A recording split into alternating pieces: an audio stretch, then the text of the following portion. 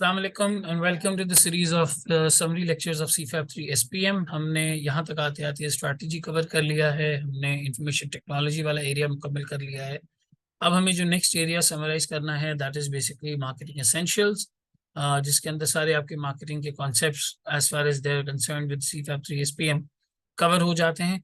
Marketing का basic मतलब आप इस तरह से समझें कि आप अपने प्रोडक्ट की एक अच्छी मार्केट कैसे क्रिएट कर सकते हैं, either on the demand side कि आप डिमांड किस तरीके से जनरेट कर रहे हैं, आप सेल्स कैसे इंक्रीज कर रहे हैं, ग्रोथ कैसे लेकर आ रहे हैं, आपकी ब्रांडिंग किस तरीके से हो रही है, आपके प्रोडक्ट का परसेप्शन या उसकी पोजिशनिंग किस तरीके से बन रही है।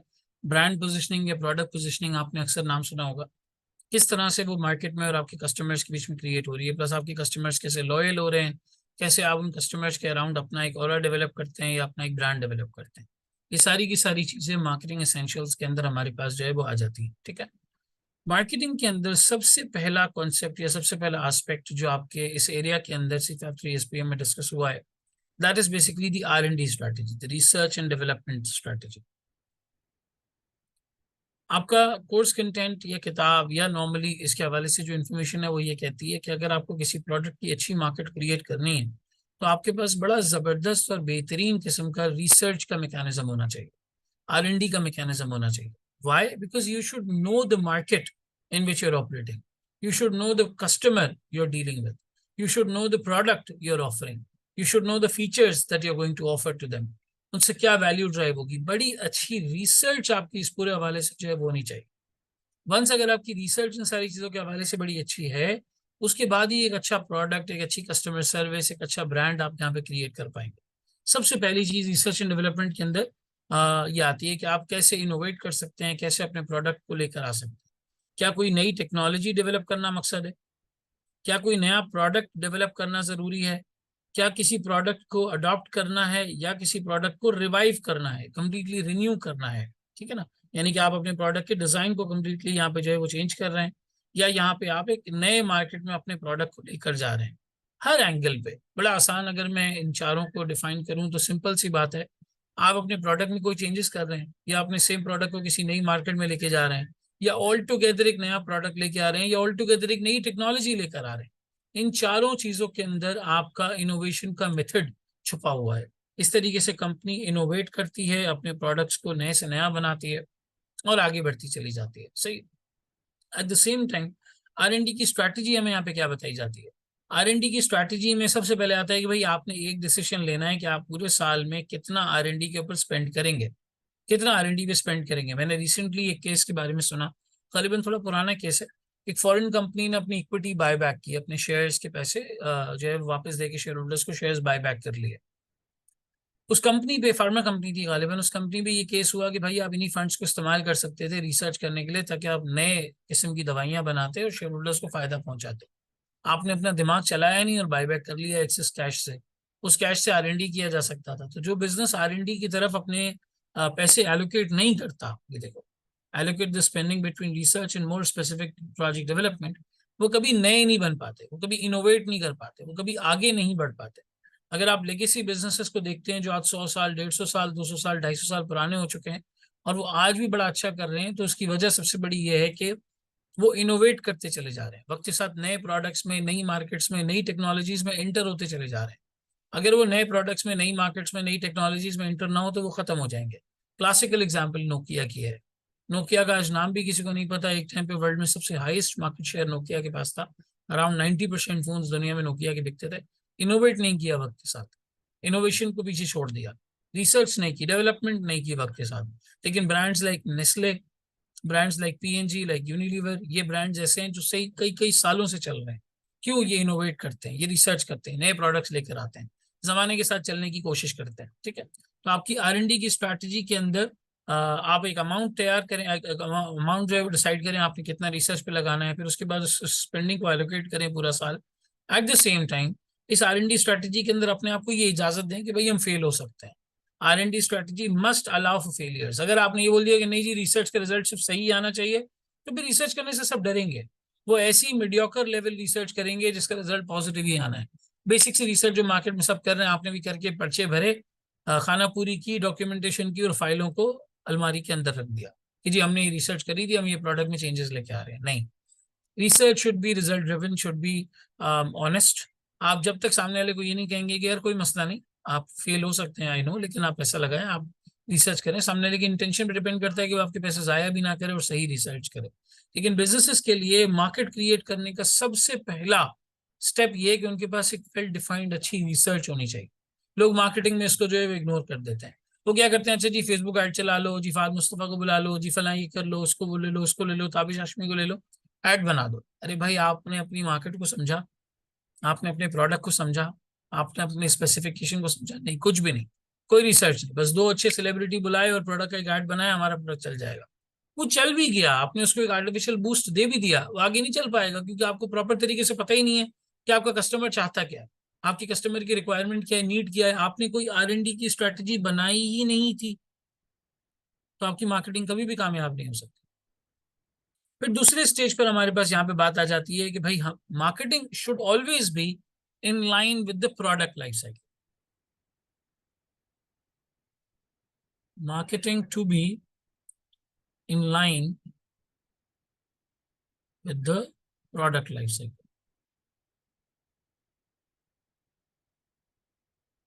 मार्केटिंग जो है वो प्रोडक्ट लाइफ साइकिल के हवाले से इनलाइन होनी चाहिए।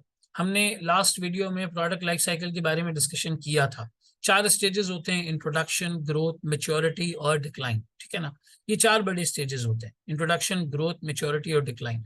इंट्रोडक्शन में नया नया प्रोडक्ट आया होता है, ग्रोथ में अगर वो पसंद आ जाता है तो एकदम से ग्रो करता है, मैच्योरिटी में उसकी मार्केट मेच्योर हो जाती है, थोड़ी सी स्टेगनेंट हो जाती है, और डिक्लाइन में फिर लोगों का जहन वहां से हटने लगता है, उसकी सेल्स गिरने लग जाती है। हमेशा आप पूरे मार्केट का टोटल रेवेन्यू ट्रैक करें, आपको मार्केट का स्टेज पता चल जाएगा कि वो किस स्टेज में अभी है। इंट्रोडक्शन वाले स्टेज में आपका R&D की कॉस्ट और कैपिटल एक्सपेंडिचर और ये वाली सारी चीजें यहाँ पे जो है वो लगती है।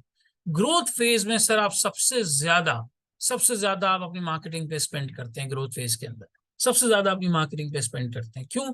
क्योंकि उस वक्त ग्रोथ आ रही होती है, कस्टमर्स उस प्रोडक्ट को नया नया अडॉप्ट कर रहे होते हैं, पसंद कर रहे होते हैं, आपने उसका मैक्सिमम मार्केट शेयर हासिल करना होता है। तो वहां पर अगर आपकी मार्केटिंग की स्ट्रैटेजी, आपकी ग्रोथ की स्ट्रैटेजी अगर वेल डिफाइंड है, तो बड़े अच्छे तरीके से कंपनीज उसमें जो है आगे बढ़ जाती है। इसको लाइफ साइकिल कॉस्टिंग कहा जाता है। ये रेवेन्यूज और कॉस्ट को कंपेयर करता है based on the product over its entire life के कहाँ पे खड़ा हुआ है। ठीक है? इससे आपको पता चलता है कि आपको एग्जैक्टली कहाँ पे किस चीज पे पैसे लगाने हैं। यहाँ पे जैसे आप अपनी कैपेसिटी को इंक्रीज करते हैं, यहाँ पे आप अपनी लर्निंग को, इकोनॉमीज ऑफ स्केल को इंक्रीज करते हैं, वर्किंग कैपिटल में थोड़े पैसे फंसना शुरू होते हैं क्योंकि रेवेन्यू तेजी से बढ़ रहा होता है। तो इन्वेंट्री में पैसे फंसाने पड़ते हैं, प्रोडक्शन में पैसे फंसाने पड़ते हैं। यहाँ पर थोड़ा सा मेंटेन करने पे फोकस होता है, द वर्ड मेंटेन। इधर ज्यादातर फोकस होता है कि हम अपनी पोजीशन को मेंटेन करें, और आखिर में डिक्लाइन में जितना पैसा बढ़ सकता है बढ़ जाए, लेकिन उसके बाद आपको कॉस्ट नहीं लगानी है। Close attention to cost needed as withdrawal decision might be expensive. कभी कभी बिजनेस को बंद करना बड़ा एक्सपेंसिव हो जाता है, बड़ा महंगा पड़ता है, तो लोग चलाते रहते हैं लेकिन अपनी कॉस्ट को मॉनिटर करते रहते हैं। जहां जहां ये लगता है कि बिजनेस को चलाने की कॉस्ट विड्रॉल से ज्यादा है, तो वो फिर नहीं चलाते, बिजनेस को बंद करके एग्जिट करके बाहर आ जाते हैं। ठीक है ना? तो ये 4 स्टेजेस है। मार्केटिंग भी इसी लिहाज से होती है। सबसे ज्यादा आपको जो मार्केटिंग नजर आएगी वो ग्रोथ फेज के अंदर नजर आएगी, जहां पर कंपनी मैक्सिमम मार्केट शेयर लेने की जो है वो कोशिश कर रही होती है। यहाँ मार्केट शेयर लेने की कोशिश की जा रही होती है। अच्छा सर, प्रेफरेंस क्या है, कब मार्केट में एंटर होना चाहिए, कब एग्जिट करना चाहिए, कब किस प्रोडक्ट में एंटर? देखो, जो ऑन्टरप्रेन्योरल कंपनीज होती है ना, जो वाकई तेज होती हैं, बिजनेस के ऊपर कमांड होती है, बड़ी अच्छी हैं, एनर्जेटिक हैं, जो है वो यंग ब्लड है, ऑन्टरप्रेन्योरल कंपनीज है, प्रॉब्लम सॉल्विंग एटीट्यूड है, वो हमेशा इंट्रोडक्टरी या ग्रोथ फेज में घुसेंगे। इंट्रोडक्टरी फेज में घुसेंगे। थोड़ी जो कॉशियस कंपनीज हैं वो ग्रोथ फेज में एंटर होंगी। थोड़ी सी कॉशियस, यार थोड़ा प्रोडक्ट चल जाए, इसकी टेस्टिंग हो जाए, नजर आ जाएगी आप पब्लिक पसंद कर रही है, फिर हम इस बिजनेस के अंदर जो है एंटर हो जाते हैं। और फिर companies are unlikely to enter a market during the maturity phase. Maturity phase में बहुत ही ज्यादा जो सेफ चलने वाले लोग होते हैं वो एंटर होते हैं, लेकिन वहां पे इतना अच्छा कोई मार्केट शेयर वगैरह मिल नहीं पाता। कंपनीज स्टैब्लिश हो चुकी होती हैं, ब्रांड्स स्टैब्लिश हो चुके होते हैं, तो इस स्टेज पर difficult to get market share. Why? Because यहाँ पे ऑलरेडी स्टैब्लिश्ड ब्रांड्स आ चुके होते हैं। यहाँ पे ऑलरेडी स्टैब्लिश्ड ब्रांड्स आपके पास जो है वो आ चुके होते हैं। ठीक है? तो इस सारी चीज की वजह से कोशिश ये की जाती है, एंटरप्रेन्योरल कंपनीज इंट्रोडक्टरी फेज में घुसती हैं, कॉशियस कंपनीज यहाँ पे जो है वो ग्रोथ फेज के अंदर आहिस्ता आहिस्ता थोड़ा बहुत करके जो है वो एंटर होती है। ठीक है? तो ये हमारी प्रोडक्ट लाइफ साइकिल है। मार्केटिंग को भी इसी पर्सपेक्टिव से देखना चाहिए, और ये देखना चाहिए कि भाई कहाँ पे, किस जगह पे आपको कॉस्ट पे पैसे लगाने हैं, कहाँ पे आपको रेवेन्यू पे फोकस करना है, कहाँ आपको ये देखना है कि बस अब किसी वक्त हम बिजनेस से बाहर निकल जाएंगे। ठीक है, हमने इसके बारे में पढ़ा था पहले प्रोडक्ट लाइफ साइकिल के बारे में पिछली वीडियोस में, आज थोड़ा सा इसको और हमने बीफ अप कर लिया। ठीक है, अब आ जाते हैं मार्केटिंग मिक्स पे। सर अक्सर लोग पूछते हैं मार्केटिंग मिक्स का फायदा क्या है। भाई मार्केटिंग मिक्स ये बताता है कि आपके प्रोडक्ट की मार्केट या आपका ब्रांड स्टैब्लिश कैसे हो सकता है। वो कौन से 6-7 पैरामीटर्स हैं, कौन से मेट्रिक्स हैं जहां पर आप अपनी मार्केटिंग को सक्सेसफुल बना सकते। हमने इफेक्टिवनेस ऑफ आईसीटी में ई मार्केटिंग का मिक्स देखा था, लेकिन वो हमने बहुत इंटरनेट फोकस्ड होकर देखा था। आज हम जेनेरिक तौर पे बात करते हैं, चाहे ऑफलाइन प्रोडक्ट हो चाहे ऑनलाइन प्रोडक्ट हो, किसी भी किस्म का प्रोडक्ट है, मार्केटिंग मिक्स के बारे में समझने की कोशिश करते हैं। ठीक है ना, ये जो मार्केटिंग मिक्स है जो यहाँ पर लिखा हुआ आ रहा है, ये थोड़ा सा ऑफलाइन प्रोडक्ट या सर्विस बेस्ड इंडस्ट्री के ऊपर आपको बेस्ड नजर आ रहा होगा। थोड़ा सा समझने की कोशिश करते हैं। सबसे पहले आता है हमारे पास प्रोडक्ट। सर इस प्रोडक्ट का मतलब क्या है? देखो ये इसको एग्जांपल से समझो, थोड़ा सा इसको समराइज करते हैं। Chat GPT, chat GPT product बहुत अच्छा था, बहुत ज्यादा इसके ऊपर मार्केटिंग स्पेंड नहीं करना पड़ा, खुद ही उसके फीचर्स की वजह से, उसकी यूजफुलनेस की वजह से, एआई की अर्ली अडॉप्शन की वजह से बहुत ज्यादा लोगों में वो मकबूल हो गया, क्योंकि चैट जीपीटी उनका काम आसान कर रहा था। The first and the foremost thing is the features of your product.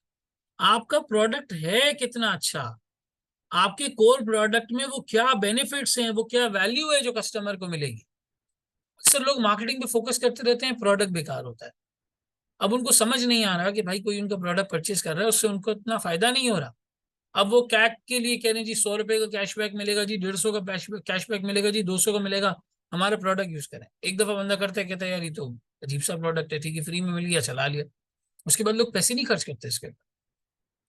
आप देखिए इंडिया में एक कंपनी है, it's related to the brokerage industry, stocks और ब्रोकरेज से इनका ताल्लुक है, गालिबन जीरो था कंपनी का नाम है। उनका प्रोडक्ट इतना बेहतरीन फीचर्स लिए हुए था कि बगैर किसी, बल्कि इनफैक्ट आप उस जीरो था की एप्लीकेशन पे अगर अपना अकाउंट बनाते हैं तो आपको 200 रुपए इंडियन रुपी देने पड़ते थे वहां पे साइन अप करने के लिए। लोग देते थे क्योंकि उनके फीचर्स इतने अच्छे थे। उन्होंने मैच के फीचर्स डाले हुए थे, और जो है वो ट्रेडिंग के एतबार से बड़े नत नए फीचर्स थे, बड़े अच्छे किस्म के फीचर्स थे जो आमतौर पर ब्रोकरेज हाउसेस की एप्स में नहीं मिलते थे, एप्लीकेशन में नहीं मिलते थे। उनकी ऐप में वो फीचर्स थे। तो प्रोडक्ट अच्छा था तो इतना ना ज्यादा उनको मार्केटिंग पे स्पेंड करना पड़ा, उल्टा कस्टमर ने आने के पैसे दिए कि नहीं यार मुझे इससे एक फायदा हासिल हो रहा है, मुझे ये पैसे देने हैं। तो डिपेंड ये करता है कि आपका प्रोडक्ट वो वैल्यू डिलीवर कर रहा है या नहीं डिलीवर कर रहा। अगर वो वैल्यू डिलीवर प्रोडक्ट कर रहा है तो आप उसको खरीदने के लिए तैयार होंगे, आप कहेंगे ठीक है यार मैं लेने के लिए तैयार हूँ, नो वरीज।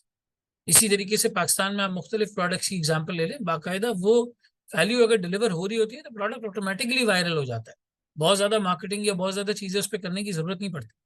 फिर द राइट प्राइस, सबसे पहले आप अपने प्रोडक्ट को अच्छा बनाएं। फिर ये देखिए आपके प्रोडक्ट के लिए सबसे सही प्राइस कौन सी है। प्राइस के दो जो है वो टाइप्स होते हैं, एक मार्केट पेनिट्रेशन प्राइसिंग है, एक मार्केट स्किमिंग प्राइसिंग है।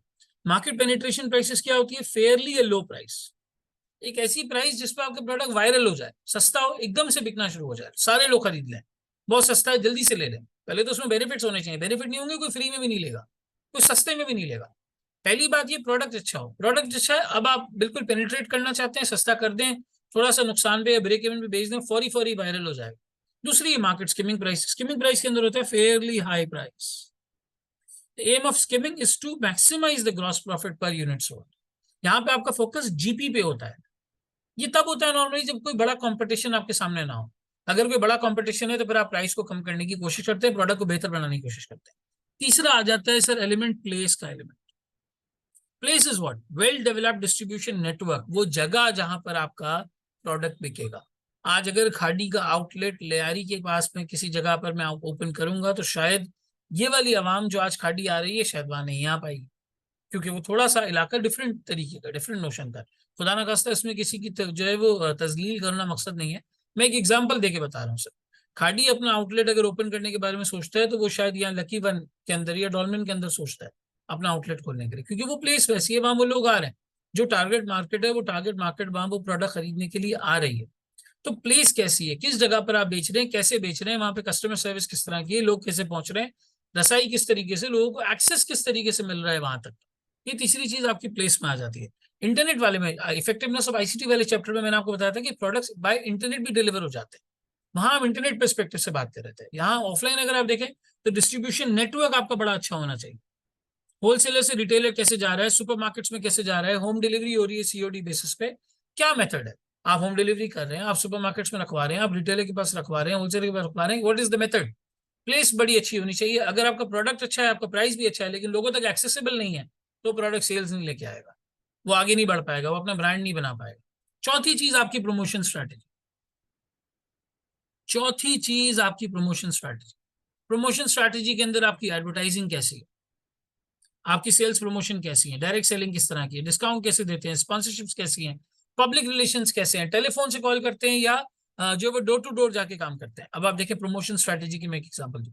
सॉफ्ट ड्रिंक्स में दो बड़े ब्रांड्स, पेप्सी और कोक, ब्रांड्स कंपनी के नाम डिफरेंट हो सकते हैं, पेप्सी और कोक दो बड़े ब्रांड्स कॉम्पीट करते हैं। आप कोका कोला की जितनी एड्स उठा के देखें, Coca Cola always targets happiness, उनकी एड्स में आपको फैमिली नजर आएगी, फेस्टिवल नजर आएगा, लोग बैठे हुए हैं, बात कर रहे हैं, भाई है, बहन है, अम्मी अब्बू है, कोका कोला जो है वो वहां पे एंजॉय की जा रही है। पेप्सी की प्रमोशन स्ट्रैटेजी देखो, जब भी पेप्सी का ऐड आएगा रोड पे कोई ना कोई नाच रहा होगा, कोई ना कोई बोल्ड और कॉलेज ड्रिवन या यूनिवर्सिटी ड्रिवन स्टूडेंट्स होंगे, वो जो है वो सड़क के ऊपर पेप्सी को बेचते बेचते आपको नाचते हुए नजर आएंगे। तो वो यूथ को और जोश और वलवले को, इन चीजों को टारगेट करता है। कोका कोला टारगेट करता है हैप्पीनेस को, फेस्टिवल्स को, इन सारी चीजों को। राइट प्रमोशन, मैं आपको इतनी बड़ी एक केस स्टडी बताऊं, डेयरी मिल्क को बड़ा ही मसला हुआ था जब कैडबरी डेयरी मिल्क को शुरू में इन्होंने अपने आप को पोजीशन किया था कि जी ये बच्चों के लिए है, बच्चे चॉकलेट खाते हैं, तो टैबू सा बन गया था कि बड़े लोग चॉकलेट नहीं खाते, बच्चे खाते हैं। फिर उन्होंने क्या किया, अपने एड्स में बड़े लोगों को दिखाना शुरू किया और उसको थोड़ा सा फेस्टिवल की तरफ ले गए, मिठाई को रिप्लेस करने की बात की इन्होंने, कुछ मीठा हो जाए, ये जो इनकी कैंपेन थी कुछ मीठा हो जाए, इसमें इनको बड़ा फायदा हुआ। इनका प्रोडक्ट अच्छा था, प्राइस अच्छी थी, प्रमोशन सॉरी प्लेस अच्छी थी जहां पे अवेलेबल है, प्रमोशन गलत कर रहे थे, बच्चों को टारगेट कर रहे थे। अब जब बच्चे बड़े हो जाए वो ना खाएं तो इतनी ग्रोथ आती ही नहीं थी। कमाल तो ये था कि सब खाते हैं, आज आप भी डेयरी मिल्क खाते हैं, मैं भी खाता हूँ, आप भी कैडबरी की चॉकलेट्स खाते हैं, मैं भी खाता हूँ। क्यों, वजह क्या है सर? अब उन्होंने इस तरह से पोजीशन करना शुरू किया है कि भाई ये फेस्टिवल्स के लिए है, ये खुशियों के लिए है, ये लोगों के साथ रहने के लिए, एक कुछ मीठा हो जाए वाली कैंपेन का जो पूरा मकसद यहाँ पे जो है वो ये था। तो प्रमोशन, राइट प्रमोशन अगर नहीं है, प्रोडक्ट आपका अच्छा है, प्राइस आपकी अच्छी है, प्लेस आपकी अच्छी है, लेकिन प्रमोशन सही नहीं है, आपका प्रोडक्ट नहीं चल पाएगा। इसमें दो स्ट्रैटेजीज होती है, पुश वर्सेस पुल स्ट्रैटेजी। पुश स्ट्रैटेजी के अंदर क्या होता है, पुश स्ट्रैटेजी में आप टीवी एड्स वगैरह देखें, मैगजीन देखें, न्यूज़पेपर देखें, एड्स थ्रो होते हैं, आपकी तरफ आते हैं, तो ये पुश स्ट्रैटेजी है, आप कस्टमर की तरफ अपने प्रोडक्ट को थ्रो कर रहे हैं।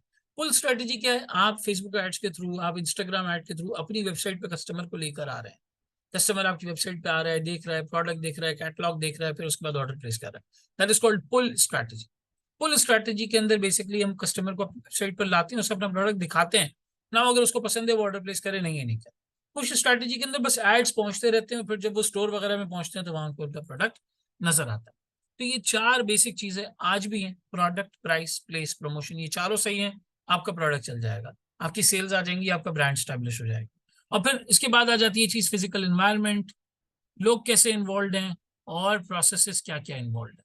ये एडिशनल तीन पीस हैं, सर्विस इंडस्ट्रीज में आते हैं कि भाई वो कौन सी फिजिकल इन्वायरनमेंट क्या है, कैसी जगह है जहाँ से आप अपने प्रोडक्ट या सर्विस को प्रोवाइड कर रहे हैं, कैसे लोग हैं, किस तरह की क्वालिटी ऑफ सर्विस है।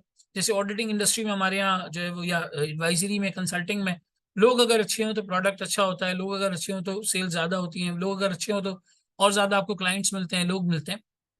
तो ये बहरहाल यहाँ पे आपके पास जो है वो quality of service depends on the people, basically वो वाली बात है। और क्या प्रोसेस आपने इन्वॉल्व किया हुआ है, कस्टमर कैसे आएगा, कैसे ऑनबोर्ड होगा, किस तरीके से आपके पास जो है वो सारी अपने सर्विस वगैरह ऑब्टेन करेगा, प्रोडक्ट ऑब्टेन करेगा, ये सब चीजें यहाँ पे आ जाती हैं। इसी तरीके से फिजिकल एनवायरनमेंट में आपका सारा फिजिकल जो है वो स्ट्रक्चर आ जाता है, रिटेल सर्विसेज वगैरह। तो ये कुल मिला के सात चीजें हमारे पास मार्केटिंग मिक्स के अंदर है। अगर आपका प्रोडक्ट सॉलिड है, प्राइस सही है, सही तरीके से लोगों तक पहुंच रहा है, और फिर प्रमोशन भी आप सही तरह से कर रहे हैं, तो फिर ये ब्रांड को ओवर द पीरियड स्टैब्लिश करने में काफी हद तक हेल्प करता है। ठीक है, so this is what a marketing mix is. बाकी तीन चीजें एडिशनल है इसके अंदर। थोड़ा सा हमने यहाँ प्रोडक्ट लाइफ साइकिल को समझा, और थोड़ा सा हमने यहाँ पे R&D की स्ट्रैटेजी वाली चीज को समझा। तो ये दो पेजेस के ऊपर अल्हम्दुलिल्लाह हमारा मार्केटिंग एसेंशियल्स का पूरा टॉपिक यहाँ पे जो है वो रिवाइज हो जाता है, और हमने तकरीबन 20 मिनट के अंदर इसको समराइज भी कर लिया। यहाँ तक आते आते हमारी इसकी ये समरी जो है वो मुकम्मल हो जाती है। अब इंशाल्लाह नेक्स्ट चैप्टर को हम नेक्स्ट वीडियो में कवर करेंगे। आपको प्लेलिस्ट का लिंक इस वीडियो के डिस्क्रिप्शन में कहीं मिल जाएगा, ग्रुप का लिंक मिल जाएगा। आप वो व्हाट्सएप ग्रुप ज्वाइन करें, कोई सवाल हो तो आप पूछ सकते हैं। Thank you so much. अल्लाह हाफिज़।